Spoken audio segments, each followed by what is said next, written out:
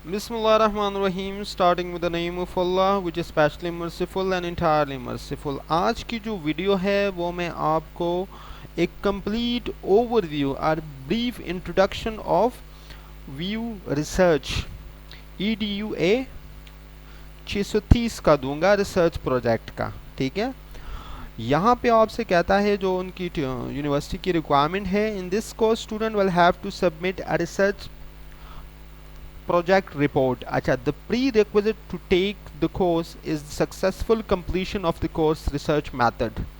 अगर आपने research methodology assignment research methodology को सेमेस्टर 2 में पढ़ा है, तभी आप जो है ना अपना रिसर्च प्रोजेक्ट सेमेस्टर नंबर 3 में कंप्लीट कर सकते हैं। अगर आपने इन केस STA 630 को सेमेस्टर नंबर 2 में नहीं पढ़ा तो आप इसको नहीं ले सकते फाइनल सेमेस्टर में। इसके लिए आपको फिर सेमेस्टर नंबर 3 में STA 630 रिसर्च मेथड को पहले पढ़ना पड़ेगा, उसके बाद सेमेस्टर नंबर 5 में आप एलिजिबल होंगे रिसर्च के लिए। ठीक है, तो अगर आप इन केस मिस कर गए हो तो यही वजह होती है कि अक्सर स्टूडेंट्स जो है ना उनका जो B.Ed का जो 1.5 ईयर का होता है, 1.5 साल का, वो 2 साल या 2.5 साल तक चला जाता है। ठीक है, तो इंफॉर्मेशन ना होने की वजह से।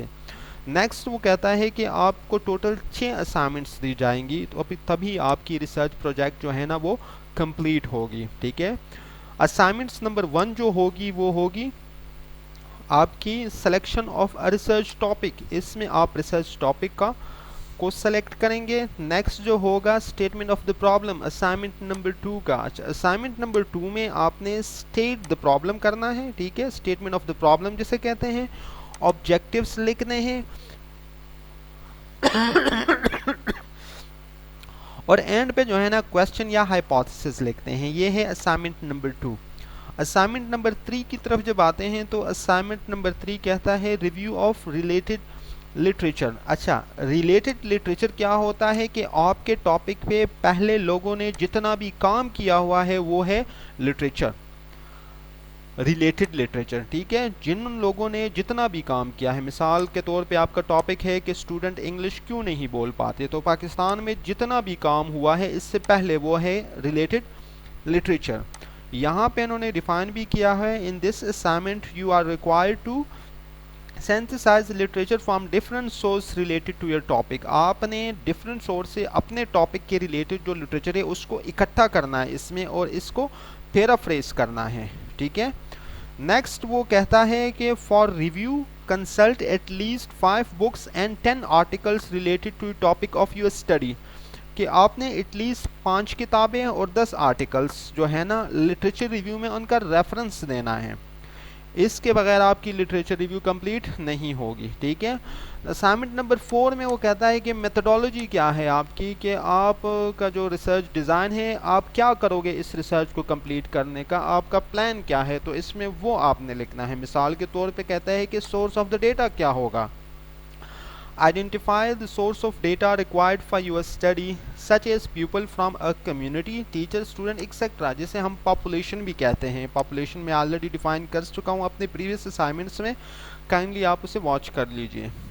इंस्ट्रूमेंट ऑफ द डेटा, अच्छा, the instrument can be the questionnaire, test, scale, interview, schedule और ऑब्जर्वेशन शेड्यूल। ठीक है, यहाँ पे ये देखें, ये इंस्ट्रूमेंट हो सकते हैं, क्वेश्चनर भी हो सकता है, टेस्ट भी हो सकता है, स्केल भी हो सकता है, इंटरव्यू स्केड्यूल भी हो सकता है और ऑब्जर्वेशन स्केड्यूल भी हो सकता है। इन तमाम चीज़ों से आपके पास स्टूडेंट्स से डेटा आएगा या टीचर से जिस पे आप रिसर्च कर रहे हैं उनका डेटा आएगा। You may select instrument from the available instrument if any, in such a case describe rational of its selection. क्या आपने इसको क्यों सेलेक्ट किया है।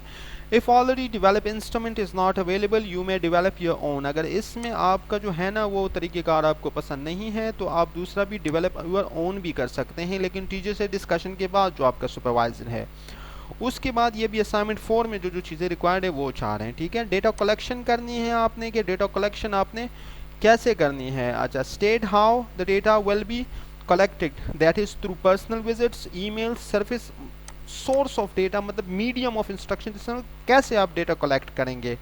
आप उनको ईमेल करेंगे, पर्सनली जाके विजिट करेंगे, ईमेल करेंगे, सरफेस मेल करेंगे, या जो भी आपका प्रोसीजर है वो आपने यहाँ पे लिखना है, ठीक है। डेटा एनालिसिस एंड रिजल्ट्स, ये जो है ना आपकी असाइनमेंट नंबर 5 है। असाइनमेंट नंबर 5 में आपका डेटा जो कलेक्ट हुआ है उसका एनालिसिस करना है और उसका रिजल्ट लिखना है। जैसा कि यहाँ पे पहले से ही डिस्क्राइब हो चुका है कि डेटा एनालिसिस टेक्निक आप कौन सा यूज़ करेंगे वो यहाँ पे आप लिखेंगे। डिफरेंट किस्म की टेक्निक्स हैं जो लोग इस्तेमाल करते हैं। डिस्कशन ऑफ रिजल्ट करेंगे कि discuss the comments on the findings in the light of research question related literature, कि आप जो डिस्कशन करेंगे, आपने जो डेटा कलेक्शन किया है उस पर आप क्या करेंगे, कमेंट करेंगे on the finding in the light of research questions, कि आपने जो रिसर्च क्वेश्चन या जो प्रोसीजर अडॉप्ट किया है उनकी रोशनी में। अच्छा, कंक्लूजन देंगे आप अपने रिसर्च का। मिसाल के तौर पे स्टूडेंट इंग्लिश क्यों नहीं बोल पाते, ये आपका टॉपिक है, तो आप कंक्लूड करेंगे, ठीक है, कि इस वजह से लोग, ये फैक्टर है जिसकी वजह से बोल नहीं पाते। और रिकमेंडेशन आप देंगे उनको, ठीक है, कि रिकमेंडेशन आप इस तरह करें तो आपका ये जो मसला है वो सॉल्व हो सकता है। नेक्स्ट जाएं राइटिंग कंप्लीट रिपोर्ट। कंप्लीट आपने जब ये सारा काम मुकम्मल कर लिया है असाइनमेंट नंबर 5 तक, तो असाइनमेंट नंबर 6 जो है ना, राइट कंप्लीट रिपोर्ट आपने लिखनी है। आपने अपने पांचों असाइनमेंट्स को मिला के चैप्टर में डिवाइड करके उसको प्रेजेंट करना है, ठीक है। Compile all the assignments in the form of report having following chapters, ठीक है। चैप्टर में चैप्टर नंबर 1 है इंट्रोडक्शन, ठीक है, ये जो ऑलरेडी आप कर चुके होंगे। This chapter should give brief introduction of the problem including statement of the problem, objective, hypothesis, question and methodology, ठीक है। काम ये आप ऑलरेडी कर चुके हैं, आपने सिर्फ इसको कंबाइन करना है और जो टीचर के कमेंट्स हैं आपके इस असाइनमेंट पे उसको आपने क्लैरिफाई करना है, उसको आपने किल करना है, सॉल्व करना है, ठीक है। चैप्टर नंबर 2 का टाइटल देना है और आपने देना है review of related literature. Chapter number 3 होगा मेथोडोलॉजी। चैप्टर नंबर 4 होगा data analysis and interpretations. Chapter number 5 में आप इंक्लूड करेंगे summary, finding, conclusion, discussion and recommendation, ठीक है। तो ये सारी जो आपका एक ब्रीफ ओवरव्यू था आपके असाइनमेंट्स का, कि आपने रिसर्च का जो तीसरे से 1.5 और 2.5 B8 का वो कैसे सॉल्व करना है। इसके बावजूद भी अगर कोई क्वेश्चन रह गया या कोई टॉपिक में डिस्कस नहीं कर पाया तो आप काइंडली कमेंट बॉक्स में मुझसे पूछ सकते हैं। Thank you for watching my video. अल्लाह हाफिज़।